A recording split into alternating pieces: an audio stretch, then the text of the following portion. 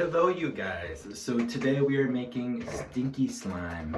Stinky Slime is a odd one of our creations because it is a juxtaposition. A juxtaposition is a very big, weird word for when we combine different things that may not be compatible, similar, like a black rainbow or skulls and flowers, but they work together. This slime may smell like something similar that you've smelled before or something you've never smelled before. It could smell like a campfire. It could smell like fruit. So let's get started. We are gonna go through our checklist to make sure we have everything and everything is organized. So, through your paper right here, on the left-hand side, under the us column, we have contact lens solution. I have that. Checkity check. Baking soda. Yep. Check that off. 2 bottles of food coloring. Looks like I have blue and yellow today. Check that off. Stirring stick. Yep. Container of glue. Yep. And a smell. I think today I have string bean smell. Now under the U column, you should have a table covering. So that could be a tablecloth, a cutting board. Today I have that oversized plastic baggie. That will work just fine. Protective or messy clothes, work apron, checkity check. Paper towel or rag, I have that. Check. And soap I have over there for cleanup. It would also be handy to have vinegar on hand because just in case this slime gets into any clothes or fabric or on the carpet, pour some vinegar on it, it will start to dissolve and you can clean that up fairly easily. Alright, let's get started here. So, what we need first is our container of glue. Place that down on your table covering. And next, you get to decide what ratio of food coloring you get to use. So you could just use one or the other or both, any combination. So today, since I have blue and yellow, that'll make a type of green. So I'm going to start with the light color first, just yellow. And I am going to actually stir that first to see how it combines, to see if I need any more yellow, to see how pastel it is. And as you can see, it's a pretty light colored yellow, so I'm going to add some more.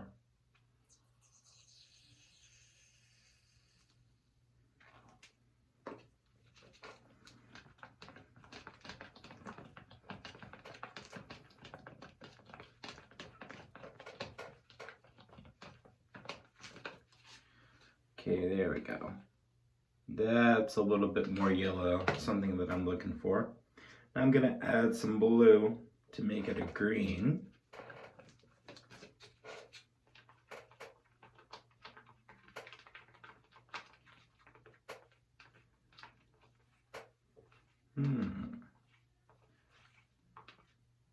Alright. There we go. That's a little bit more like a green. So now that we got our food colorings mixed in, go ahead and do that if you haven't already. Now the next thing that we're going to be adding in is our smell. So on the cap, that you had your smell in, there should be a number. And that number should correlate with a smell that we have listed. So like I said, today I had number 3, and that is called string bean. Now to me,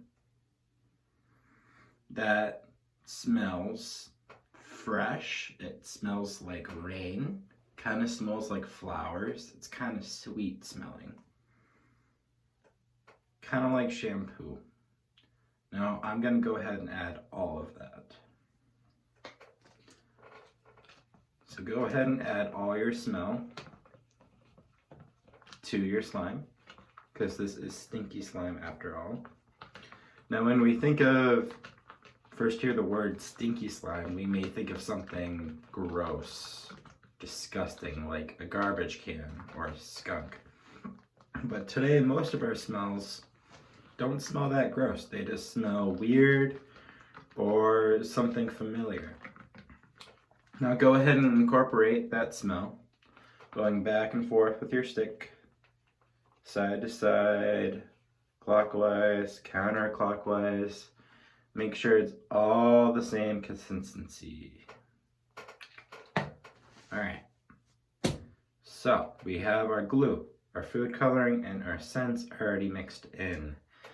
Now we need to make the slime, so the activator parts. So we have our contact lens solution and our baking soda. So what I found out what works better is adding a couple pinches of the baking soda first.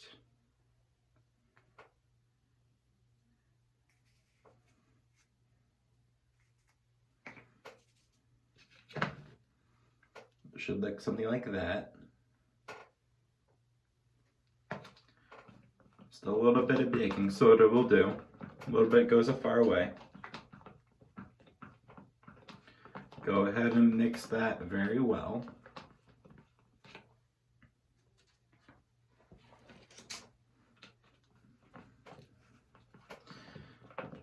Now, as you're stirring this, you'll definitely start to smell whatever it is. And how you smell is, yes, through your nose, but we have these tiny little hairs in our nose called cilia. That's one of our words that we're going to discuss today. These tiny little hairs called cilia grab the air that has the smell in it. So these tiny little hairs grab the smell and send it to our brain and let us think of what it might be.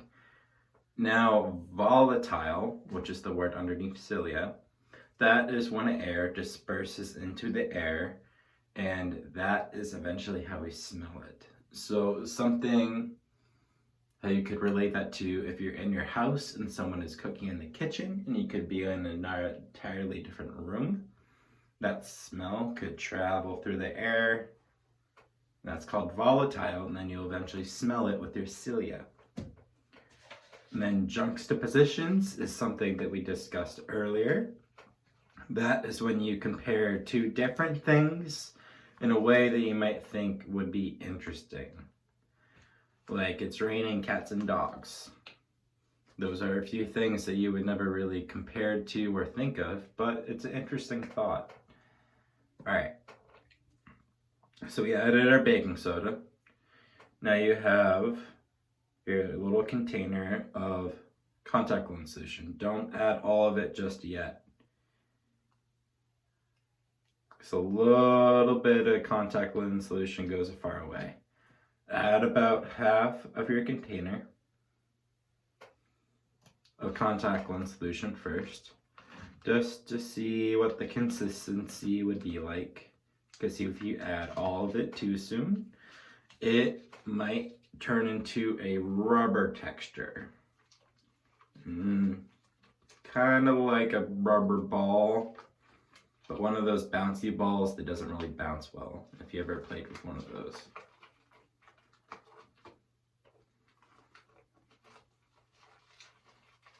So once you do that, your slime should come together rather quickly.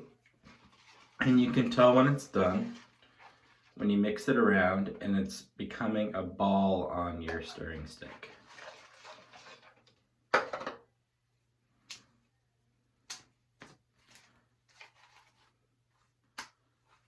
So right now it's coming off pretty cleanly on my hands.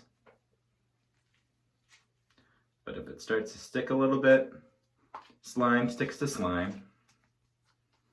So just go ahead and take the slime ball and squeeze it onto your fingers to get the remaining bits of slime off.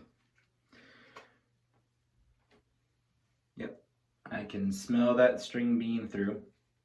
So what shapes can you guys make with your slime? Go ahead and try that. Could you make a rainbow? Could you make a bubble? Could you make a snake? Could you try to make a tower with your slime? What shapes does it hold? Because slime, being a non-Newtonian fluid, yes, it could hold its shape like that, but eventually it won't be a solid anymore, and it will start to ooze out like a liquid. And that is exactly what non-Newtonian fluids do. They are a liquid and a solid.